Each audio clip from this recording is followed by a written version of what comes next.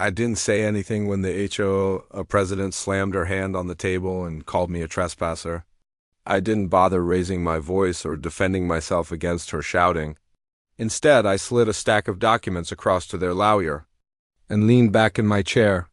The packet contained county plats, stamped deeds, and a 50-year-old recorded easement. Their lawyer picked it up, flipped through the pages, and the color drained from his face. He closed the folder without a word. That was all I needed. In that moment, the entire board realized the road they thought they controlled, the one they had locked me out of, wasn't theirs at all. It was mine legally, permanently, and in writing. The shouting stopped. You could have heard a pin drop in that room, but let me rewind, because moments like that don't come out of nowhere. They're built from long weeks of frustration, quiet nights of research, and more than a little stubbornness. When I first moved back to my family's cabin, I wasn't looking for trouble. I'd spent years in the city, working stressful jobs, putting up with traffic, noise, and neighbors packed so tight you couldn't open a window without hearing someone else's dinner conversation. The cabin was supposed to be my escape. My uncle had built it in the 1970s as a retreat, just a simple, wooden place tucked against a stand of oak trees, with a gravel driveway that fed into the only road out. By the time it came into my hands, the cabin was a little weather-worn, but solid. I thought if I fixed it up slowly, maybe planted a garden, fished the creek on weekends, it would be the kind of place I could grow old in. It wasn't much by suburban standards, just a modest one-story house, a shed out back, and about 6 acres of woods, but it was mine. And more than that, it was peaceful. You don't realize how valuable silence is until you've lived without it. Out there, I could sit on the porch at dusk and listen to crickets. I could wake up to birds instead of sirens. The only real traffic was me driving to and from the county road. I wasn't trying to impress anyone. I wasn't trying to start anything. I just wanted to be left alone. For a while it was exactly that, 6 quiet months. Then one day I found a notice taped to my mailbox. It looked official, bold font, HOA letterhead, the whole bit. According to the paper, I was in violation for unauthorized use of private roadways. At first I thought they had delivered it to the wrong house. My property wasn't in their subdivision. My uncle had bought his land years before anyone, carved up that area into lots and hired a board to manage it. Still, the letter had my name on it, accusing me of cutting through private property whenever I drove to and from my own driveway. I laughed when I first read it. Surely someone on the board had made a clerical error. But as I stood there holding that paper, something about the tone rubbed me the wrong way. It wasn't phrased like a mistake, it was written like a demand. They wanted me to stop using the road that connected directly to my house. I shook my head and tossed it on the counter. A week later, another notice showed up, this one threatening fines. Then came an email to my personal account. Then a bright orange violation flyer stapled to my fence post. That was when I realized they weren't confused. They were serious. The HOA had decided that the main access road, the one my property deed explicitly mentioned, was theirs to control. And if I wanted to keep using it, I'd have to submit an application, pay dues, and join their subdivision. I decided to walk over and clear it up face to face. The HOA president lived a few houses down from the road. She opened the door, and before I even finished explaining who I was, she cut me off. "You're not part of this community," she said, arms crossed. "You don't get to use our roads." I tried to hand her a copy of my deed, but she didn't even look at it. "If you keep trespassing, we'll escalate." Then she shut the door in my face. I stood there for a minute, half stunned. I had never been spoken to like that in my life, at least not over something so absurd. I drove home, parked in my driveway, and stared at the trees while the words trespassing and escalate repeated in my head. The whole situation felt surreal, like a parody of suburban pettiness. I wasn't angry yet. I was confused.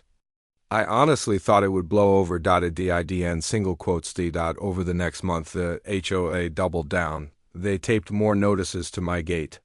They threatened me with legal action and increasingly aggressive emails. Then came the day I turned the corner to head home and found a brand new metal gate installed across the road. It wasn't subtle fixed steel posts, a padlock, and a big HOA sign declaring, "Private property, no unauthorized access." I sat in my truck staring at it, groceries in the back seat, dog whining beside me. For a second I thought maybe I was in the wrong place, but no, this was my road, my only road. And now it was blocked by people who had no right to it. I called the sheriff's office. A deputy came out, looked at the gate, listened to my explanation, and frowned. He was sympathetic, but when I handed him my deed, he shook his head. "This looks like a civil matter," he said carefully. "I can't cut their lock. You'll have to take it to court." So that's what I did. I parked my truck by the roadside, hauled my groceries on foot past their shiny new gate, and spent that night sitting on my porch, thinking, not raging. Not shouting, just thinking. That was when I made the decision. I wasn't going to out-yell these people. I was going to out-paper them. From that night forward, I became a different kind of neighbor. I stopped writing polite emails. I stopped trying to reason. Instead, I pulled every scrap of documentation I could find. I went down to the county records office and dug through plats and maps until I found the original survey from 1972, clearly marking the 30-foot easement that gave my property permanent access across what was now their subdivision. I made copies, highlighted the relevant sections, and put them in a folder. Then I dug deeper. I pulled state statutes on ingress and egress rights.